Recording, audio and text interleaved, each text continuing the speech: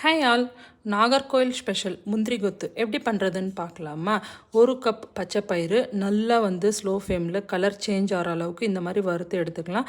இன்னொரு கப் அதே சேம் கப்பில் ஒரு கப் வெல்லம், 1/4 கப் தண்ணி ஊற்றி வெல்லத்தை நல்லா கரைச்சி கொதிக்க வச்சு எடுத்துக்கலாம். கம்பி பதம்லாம் எதுவும் தேவையில்லை, ஜஸ்ட் நல்லா திக்கு பாகமாக வந்தால் போதும். சேம் பேனில் 1/2 ஸ்பூன் கீ, ஒரு 1/2 கப் துருவின தேங்காய், எல்லாத்தையுமே தேங்காய் இந்த அளவுக்கு கலர் சேஞ்ச் ஆகிற வரைக்கும் நல்லா வறுத்து எடுத்துக்கலாம். நம்ம வறுத்து வச்ச பச்சை பயிரை நல்லா ஆறுனதுக்கப்புறம் மிக்சியில் இந்த மாதிரி நல்லா பொடி பண்ணி எடுத்து வச்சுக்கலாம். யூஸ்வலாக தேங்காய் மிக்சியில் பல்ஸ் பண்ண மாட்டாங்க, பட் நான் ஜஸ்ட் லைட்டாக பல்ஸ் பண்ணி எடுத்துக்கிறேன்.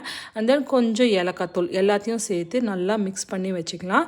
நம்ம கரைச்சி வச்சுருந்த வெள்ளைப்பாகை வடிகட்டி இந்த மிக்சரில் சேர்த்திக்கலாம். வெள்ளைப்பாகு இந்த அளவுக்கு திக்காக இருந்தால் போதும்.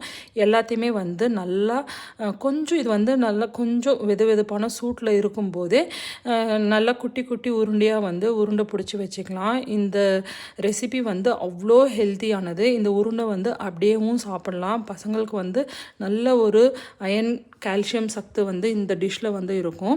ஸோ மேலே கோட்டிங்க்கு பேட்டர் ரெடி பண்ணிடலாம். அரிசி மாவு 1 கப், கொஞ்சம் மஞ்சத்தூள், கொஞ்சம் உப்பு, நான் 1.5 ஸ்பூன் மைதா மாவு சேர்த்துக்கிறேன். இது எல்லாத்தையும் சேர்த்து நல்லா மிக்ஸ் பண்ணி விட்டுட்டு தண்ணி ஊற்றி நல்லா கலந்துக்கலாம்.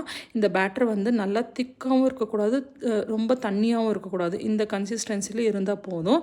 நம்ம ரெடி பண்ணி வச்சுருந்த பச்சை பயிறு உருண்டையை இந்த பேட்டரில் சேர்த்துட்டு 2-3 உருண்டையை ஒன்றா சேர்த்து நல்லா கொதித்த எண்ணெய் ஸ்லோ ஃப்ளேமில் வச்சுட்டு 2-3 உருண்டையாக இந்த எண்ணெயில் பொரித்து எடுத்துக்கலாம்.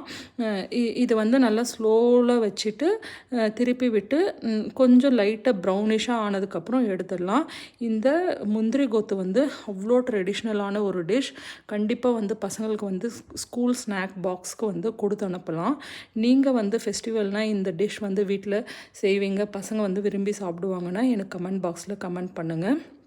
இந்த முந்திரி கொத்து மேலே லேயர் நம்ம அரிசி மாவு போட்டு செஞ்சதால் கொஞ்சம் கிறிஸ்பியாகவும், உள்ள அந்த பச்சைப்பயிறு ஸ்டஃப் நல்லா சாஃப்டாகவும், அங்கங்கே தேங்காய் சாப்பிடும்போது கடிப்படும். அந்தளவுக்கு டேஸ்ட்டாக சூப்பராக இருக்கும்.